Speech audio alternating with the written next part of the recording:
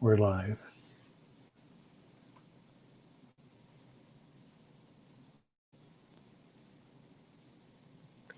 Good morning, everyone. Welcome back to the Center for Spiritual Living Bellingham. If you're joining us for the first time, a special welcome to you. We're delighted that you're here. Here in the Pacific Northwest, we're having one of those June cloudy days.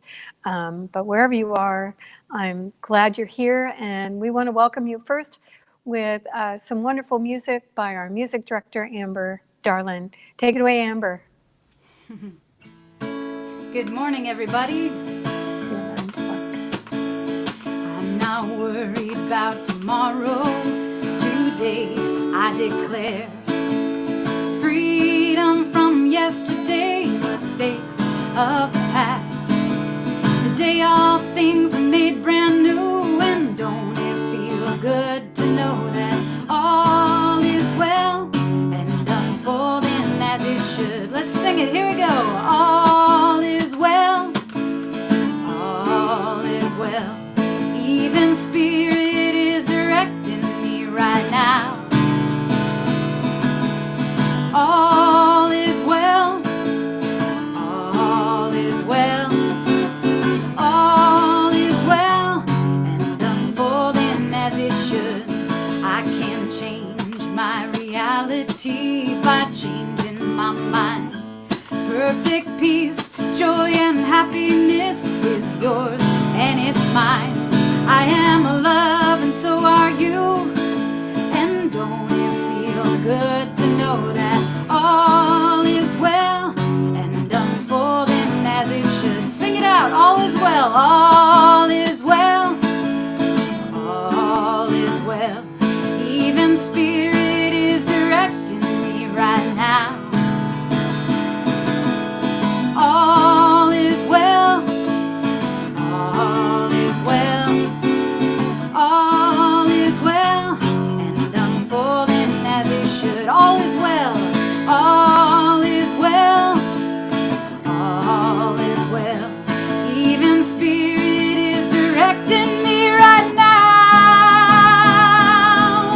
All is well, all is well, all is well, and unfolding as it should.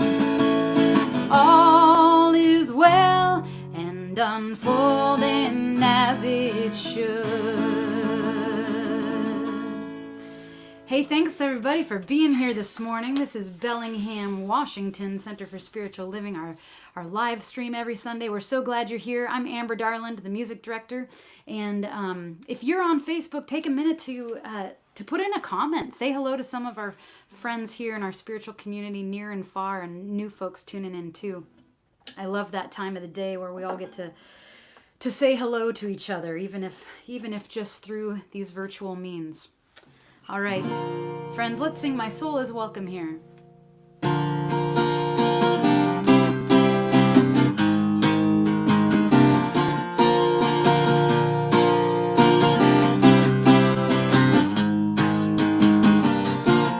in the right place at the right time.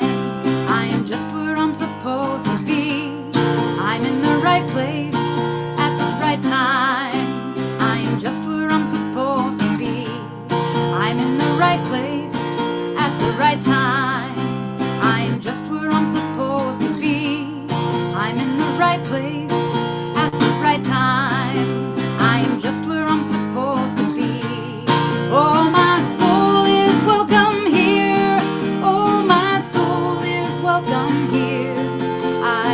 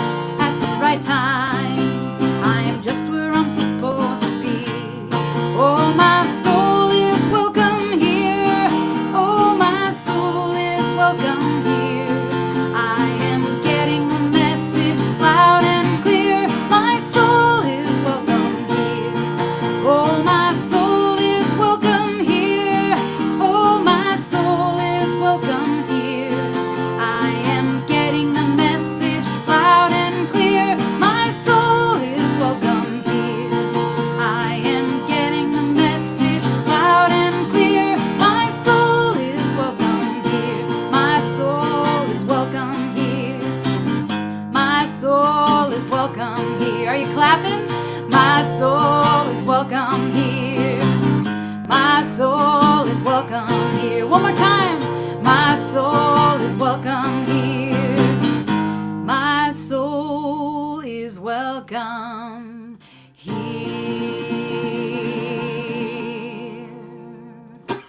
Oh, we're so glad you're here. We're going to tune now over to Andrea Wood, our practitioner of the day, for a prayer. Thank you, Amber. My name is Andrea Wood, and I'm your practitioner this morning, your intern practitioner this morning. It's my honor to pray with you. In the knowing that we are living in a field of universal intelligence that responds to our predominant thoughts and ideas, this field is spirit. As I enter into the sacred, still space, I know I meet spirit. I meet spirit as profound love, as illumined pure light in my consciousness. There is no place that spirit ends and I begin. We are one. I allow this love and light, this illumination to live in me right now. I know these words for me as I know them for all. As we collectively turn away from barriers to love and our shared humanity, we become the space for healing and love, unlimited possibility. From this deep knowing, I place into the field of all possibilities a prayer of love, of equality, of compassion that leads to a deeper understanding of the connection of all sacred humans. I vision right now a world that works for everyone. I'm so grateful that Spirit is here today leading the way. I release my word, knowing it is done. And so it is. Thank you. Thank you, Andrea. Holy, I awaken forevermore. Love be known. Holy, I awaken forevermore. Love be known. All is right. All is well within my soul. Peace be my offering. Peace be my offering forevermore. Love be known. Peace be my offering forevermore. Love be known. All is right. All is well within my soul.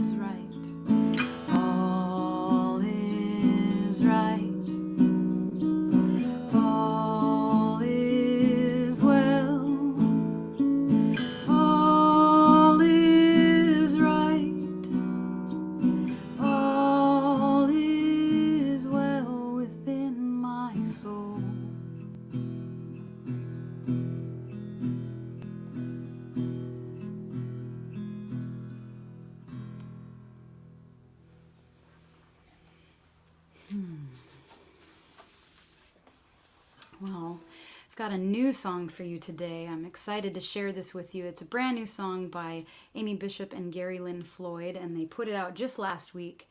And I couldn't help myself but to learn it. And thank you, Philip Flores, for helping me get the lyrics on here so that you can sing along too. This is a great chant, just very repetitive, and I hope you'll sing along.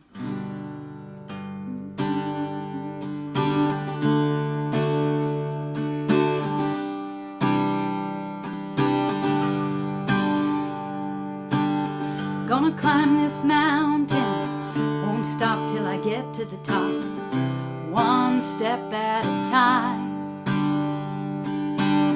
No doubt about it, won't stop till I get to the top, one step at a time. Let's sing that again.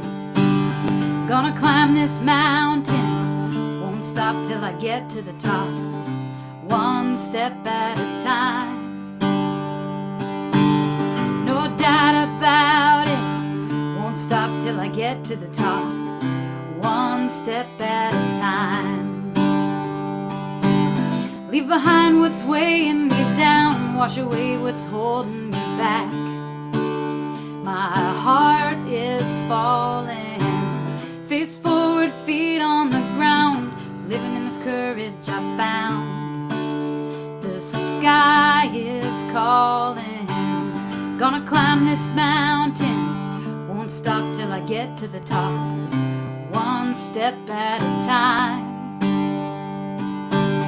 No doubt about it, won't stop till I get to the top, one step at a time. Leave behind what's weighing you down, leave behind what's weighing me down, wash away what's holding me back. My heart is falling, face forward, feet on the ground, living in this courage I found. The sky is calling, gonna climb this mountain, won't stop till I get to the top, one step at a time. No doubt about it, I won't stop till I get to the top, one step at a time. One more time. Leave behind what's weighing me down, wash away what's holding me back. My heart is calling, face forward, feet on the ground, living in this courage I found. The sky is calling, gonna climb this mountain, I won't stop till I get to the top, one step at a time. No doubt about it, I won't stop till I get to the top, one step at a time. One step at a time, one step at a time. Thanks, everyone. Love sharing new songs with you all. We're going to head now over to Dr. Andrea Asebedo for the message for the day. I love that. That was perfect. The prayer by Andrea Wood and the songs by Amber, perfect for my talk today, which always happens, it seems like. So we're in the month of a yearly theme. Who do we choose to be? Seems like a very appropriate theme. And this month, our monthly theme is what you see is all you get. And I wanted to talk about sensational creation today, especially in the context of what's happening for all of us in our country and in the world. There's no question for me, and I'm pretty sure you might feel the same way, that we are in a time of radical uncertainty. And if there's one thing about radical uncertainty that is true for all sacred humans, is it rivets our attention. We become instantly focused in the here and now, in the present moment, because we don't know what's coming our way, we don't know what's happening next, and our survival instincts make it so that we absolutely need to be focused. And so for many of us who spent the last few months being deeply, profoundly, intensely focused on several things. The first was, of course, the virus. And the virus, you know, for most of us, we were like so focused that for many, they were like news junkies, just trying to ingest, inhale the information that was coming our way, whether it was right information or not. We were taking it all in, trying to understand where we were. And as the quarantine went on, after a while, you may have noticed, I certainly did, that there came a point where we were saturated with information and we just couldn't take any more. And right about that time, George Floyd was murdered, and we began to see the injustices and the inequality in our society come to light again. And for many of us, the same process then began to unfold. We were riveted by what was occurring in our own cities and in our country and in the world. And we were taking in information, very, very, very focused on the present moment and trying to understand and trying to respond and trying to, combine that with the virus and the quarantine and all of that. And right about now is when we start to get saturated again. And when sacred humans get saturated, they have a couple of choices. The first choice is that they become despondent, disheartened, disappointed, and they give up. And they just throw up their hands and say, I just can't do anything about this. It's too big an issue. This is too big a thing that we're facing. And I'm just gonna crawl into a hole and eat my bonbons and play video games and just ignore the whole thing because I can't do anything. This is what in psychology is called a thought distortion. A thought distortion, because it's not true, but it's totally understandable that we would feel that way. I certainly have spent days this week feeling very disheartened and discouraged and feeling like, what can one person do? So if I'm feeling it with all the spiritual practice I have at my back, I can't imagine for some of you what it's like. There is another choice. Actually, there's probably many, but the choice I want to talk to you about is the choice of actually joining with those working for change. And why would we do that? Why would we do that? Especially for those of us who have been doing that on and off for some of us decades. Why would we once again armor up, get ourselves back on the horse and ride it with other people who are riding in the same direction? And I wanted to talk about that today, why we would make that choice. One of my current reads is several books by Joanna Macy. Joanna's in her 90s now and has macular degeneration and has been a leader and a teacher for many decades, like 6 decades at least, on the Great Turning is what she calls it, the climate change issues, the nuclear disarmament issues. I mean, you name it, she's been on the forefront for many people. And I wanted to turn to her because as someone who has worked for so long in the field of social change, I wanted to see how she was feeling.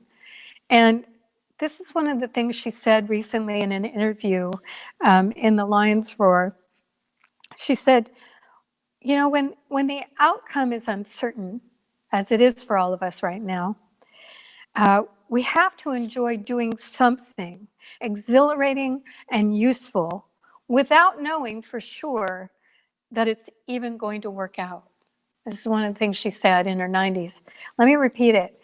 We have to enjoy doing something exhilarating and useful without knowing for sure if it's going to work out.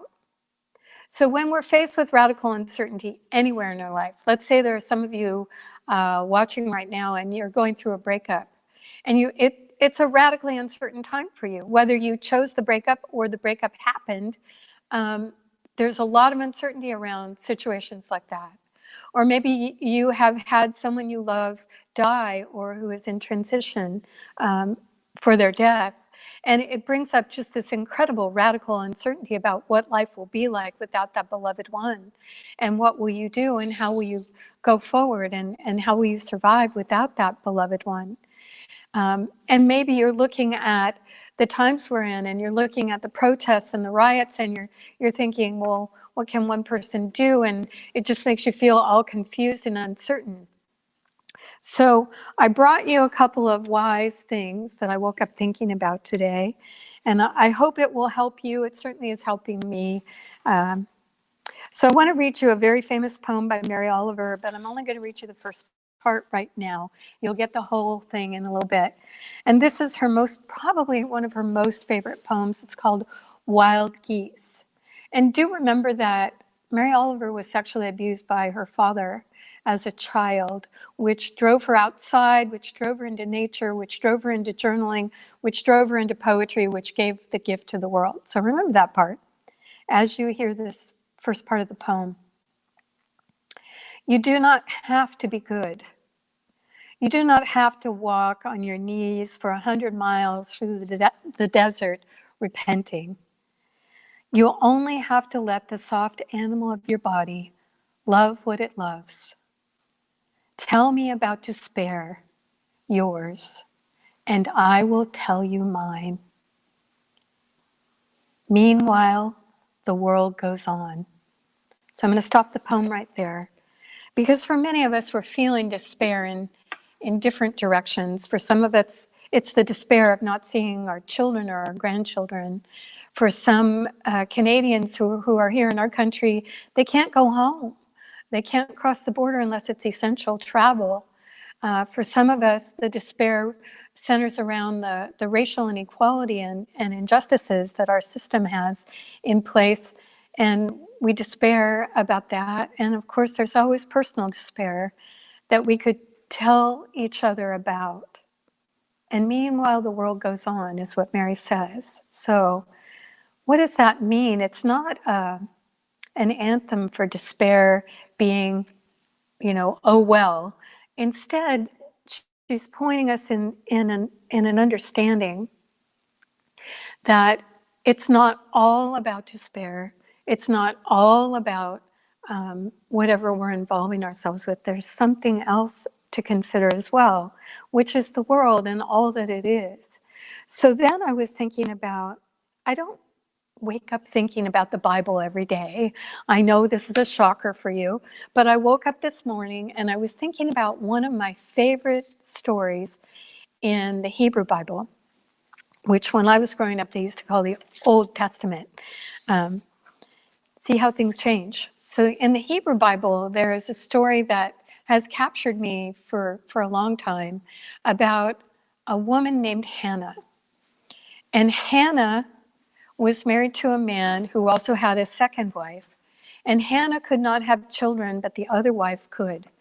And so the other wife lost no opportunity to needle Hannah about the fact that she had children and she was carrying on the lineage and Hannah wasn't, and therefore she was worthless. Talk about despair. Hannah was in despair.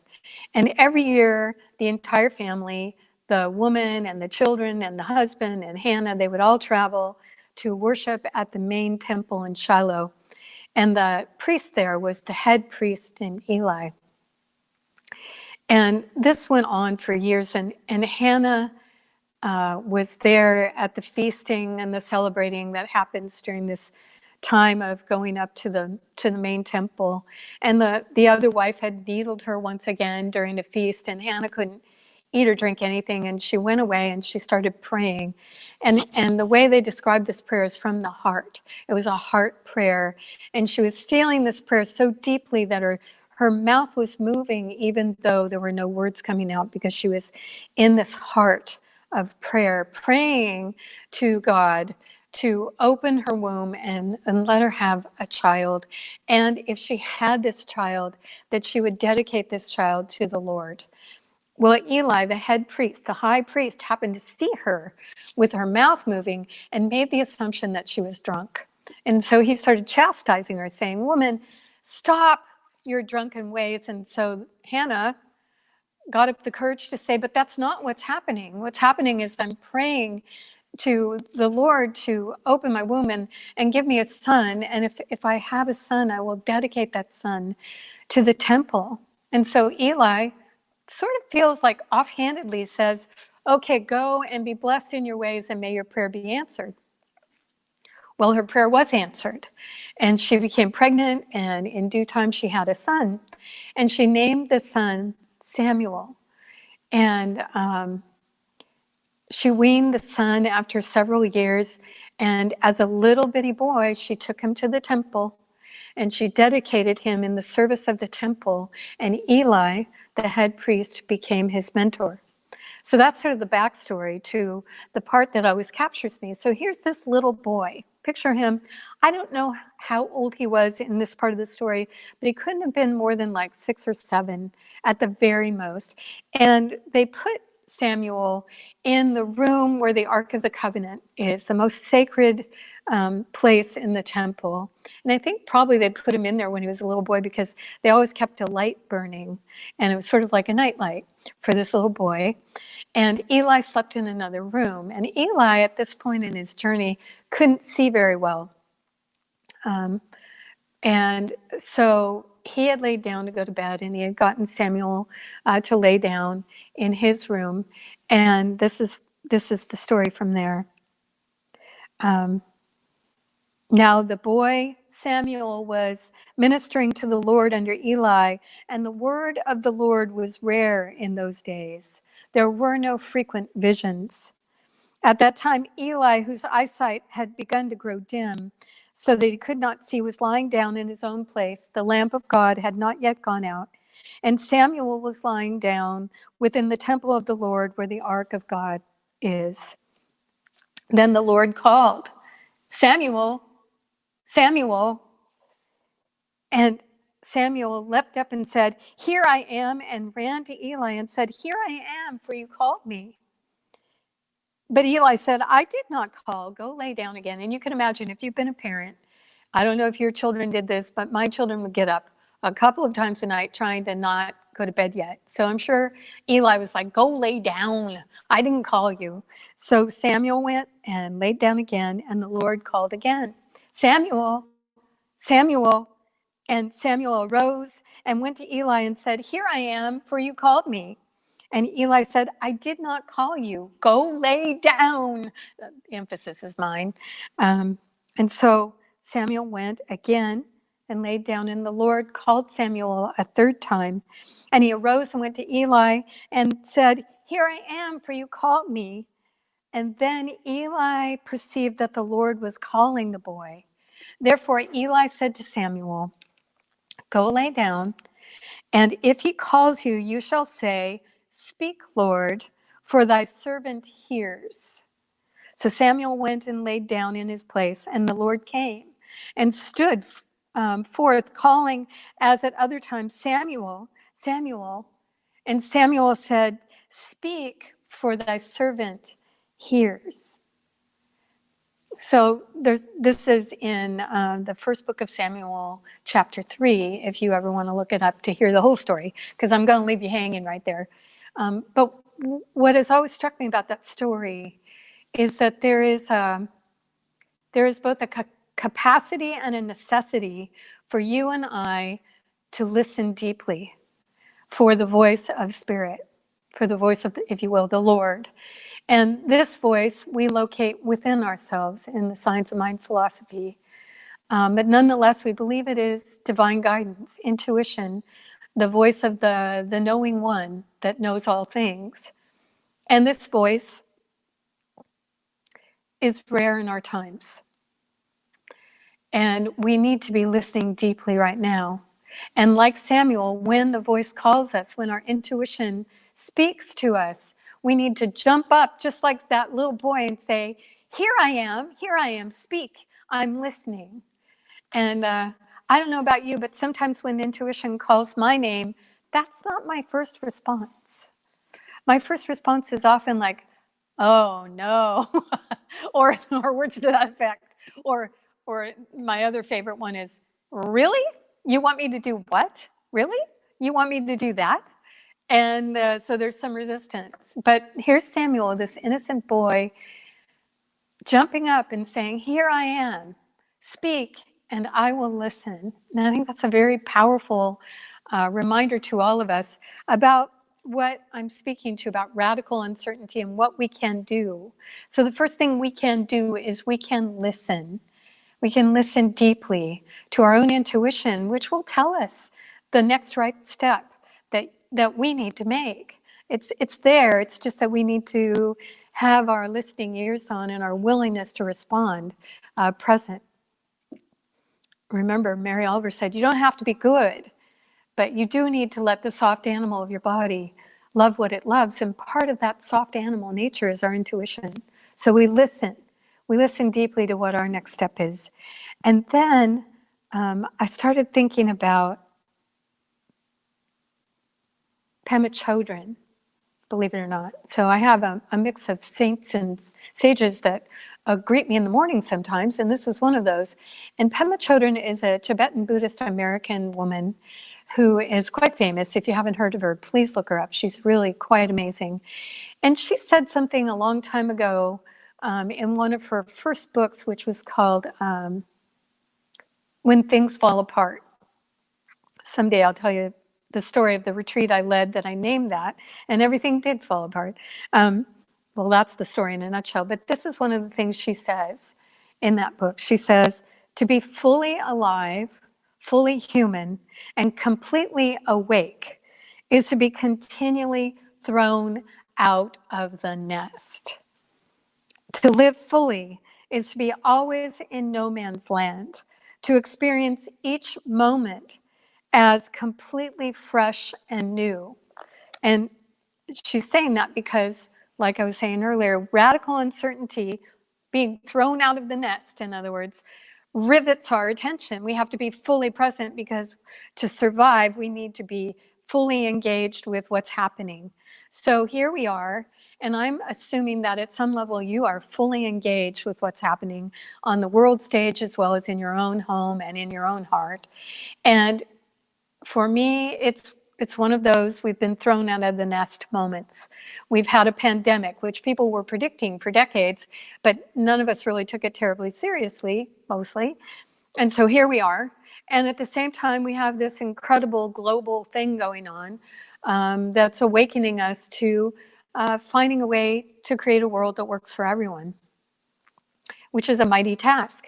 And so we've been thrown out of the nest, and we're sort of in a free fall and in no man's land.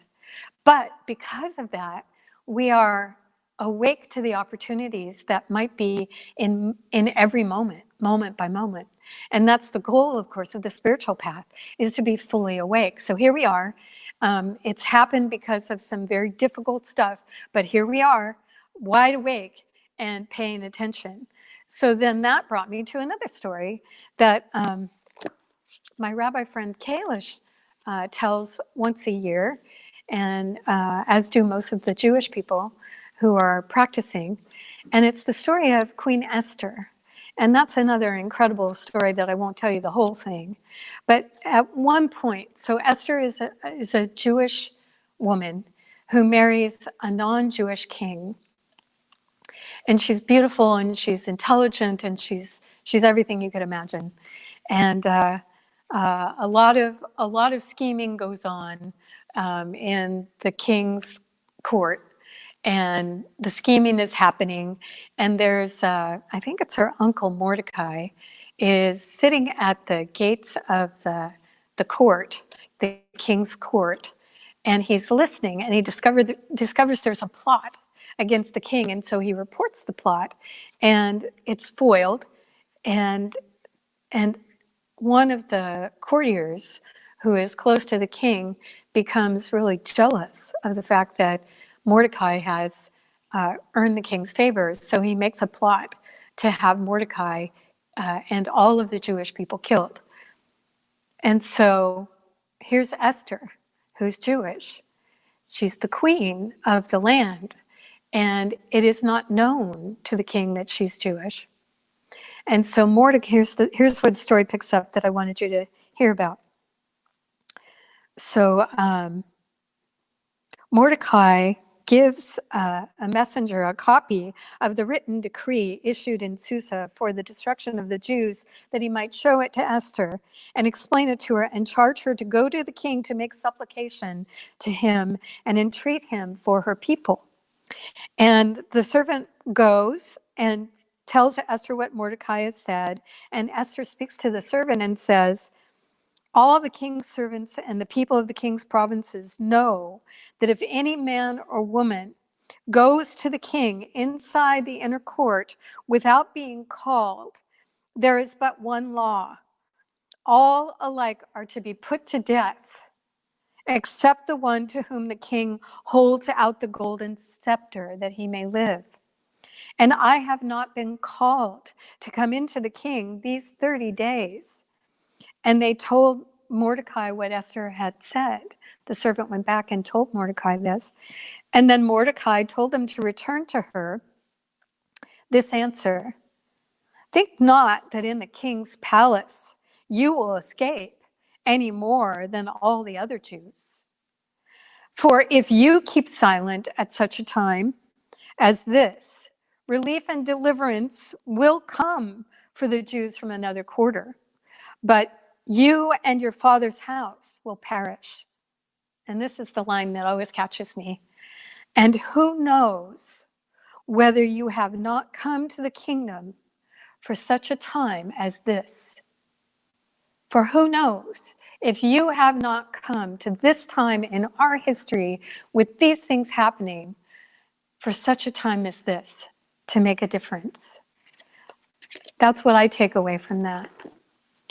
And I believe that's true. I think from a spiritual perspective, there's no accident that we are here at this time, confronting the challenges and the opportunities that lie before us, and that each one of us in our very own way is a Samuel and an Esther, that we have the opportunity to stand and listen and then respond.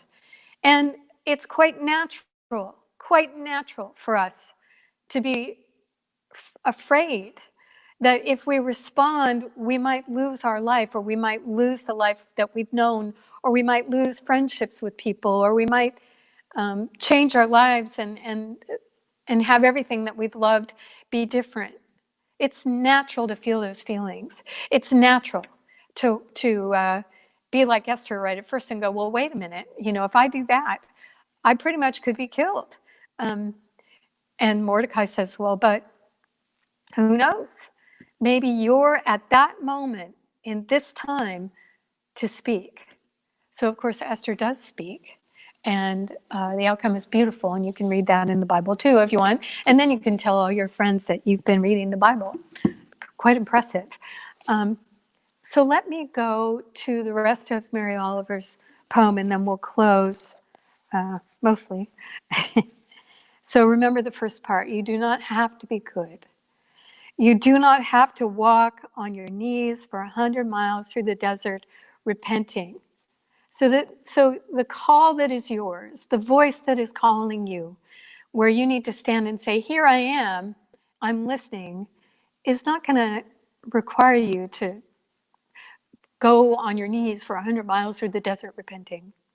You only have to let the soft animal of your body love what it loves.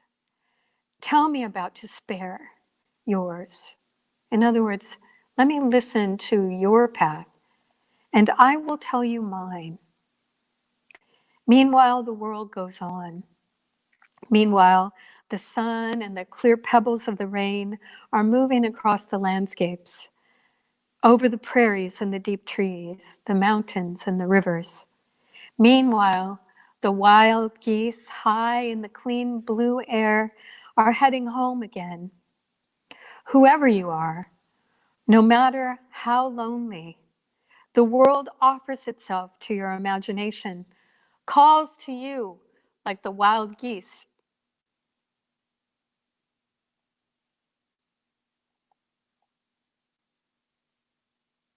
Harsh and exciting,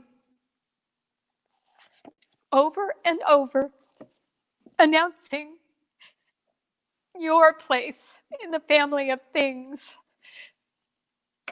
Always gets me. It gets me because it's true.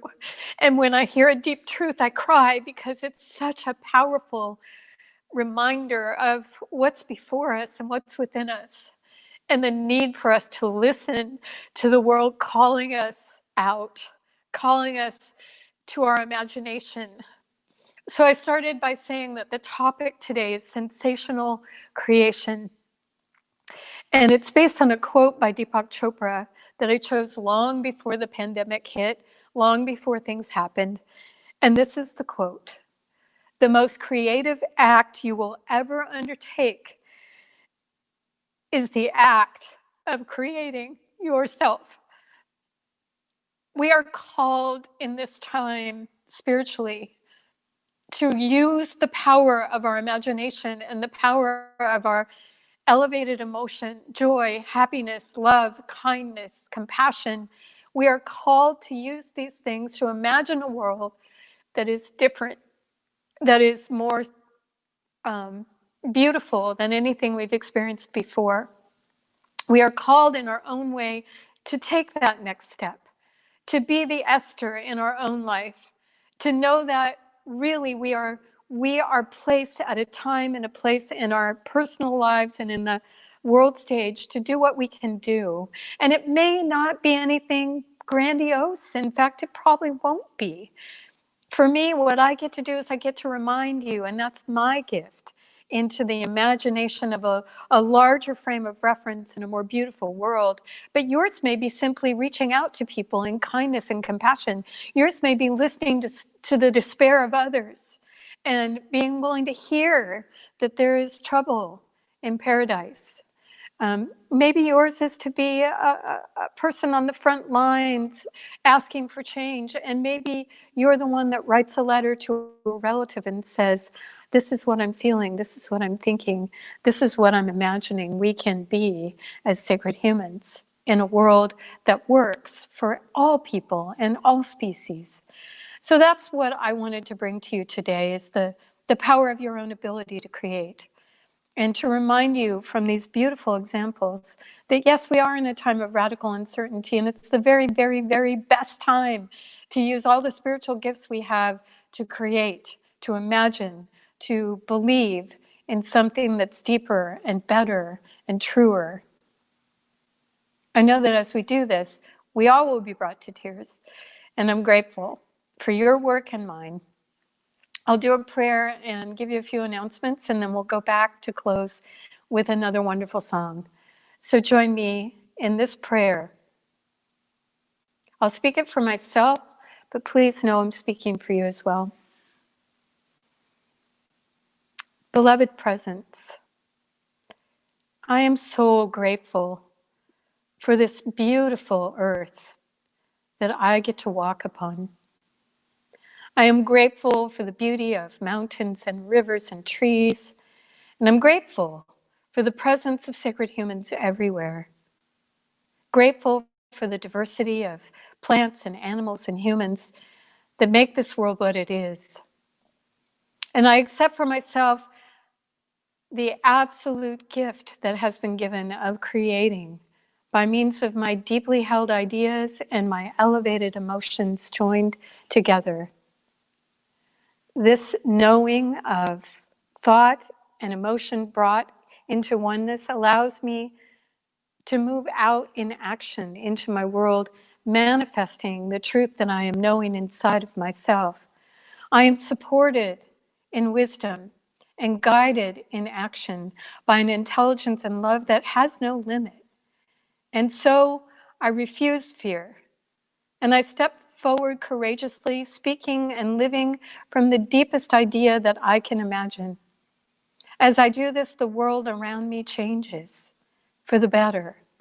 And I'm grateful, knowing that there is this amazing law that takes these deeply held ideas and feelings and turns them into outer reality.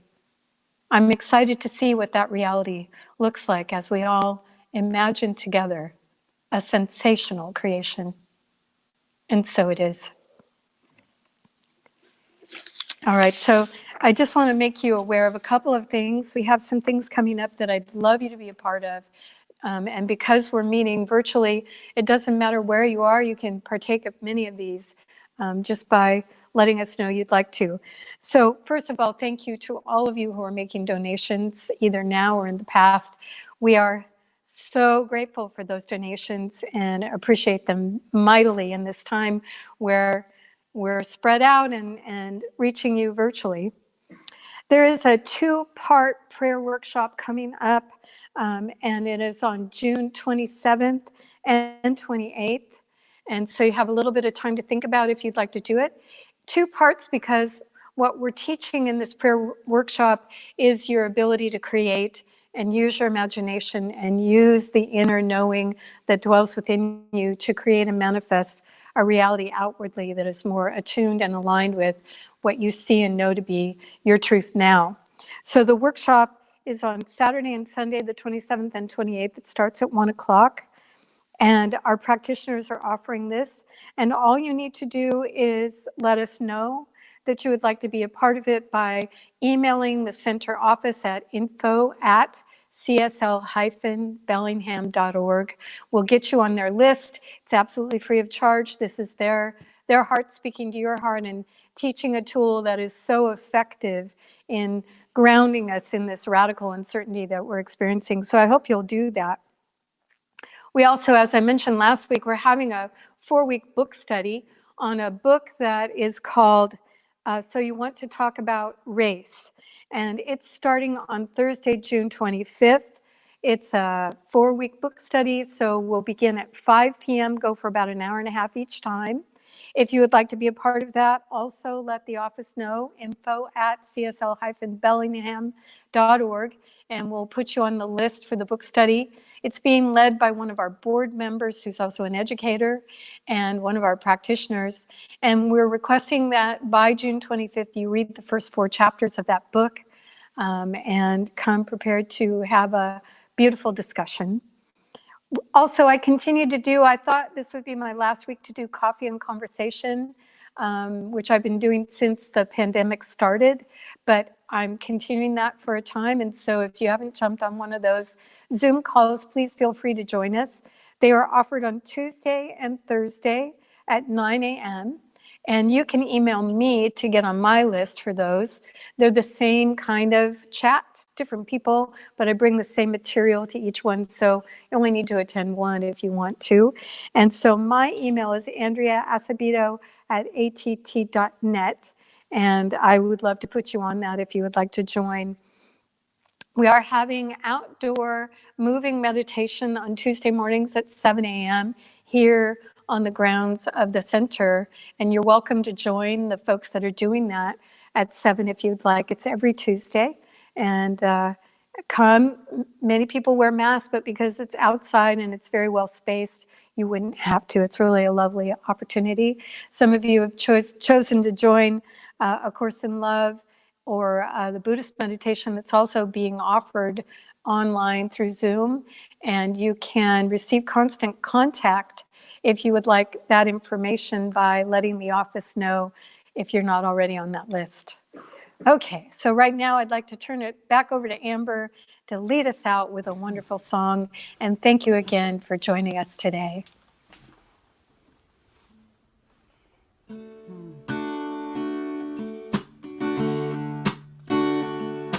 Ooh, I believe in the power of kindness. Ooh, I believe in the power of love. Ooh, I believe in the power of kindness. Ooh, I believe in the power of love. Can you sing that with me? Let's sing it out. Ooh, I believe in the power of kindness. Ooh, I believe in the power of love. Ooh, I believe in the power of kindness. Ooh, I believe in the power of love. We don't know what's coming, we can help shape what's ahead. With kindness as our currency, the commonwealth is in our hands. So give a little on, give a lot, don't stop. A helping hand makes the world go round. There's more than enough. Ooh, I believe in the power of kindness. Ooh, I believe in the power of love, the power of love. Ooh, I believe in the power of kindness. Ooh, I believe in the power of love. The honeybee serves sweetness only to help the world bloom, bringing love to the flower, from the flower to the fruit. We can learn a thing or two. So give a little on, give a lot, don't stop. A helping hand makes the world go round. There's more than enough. Ooh,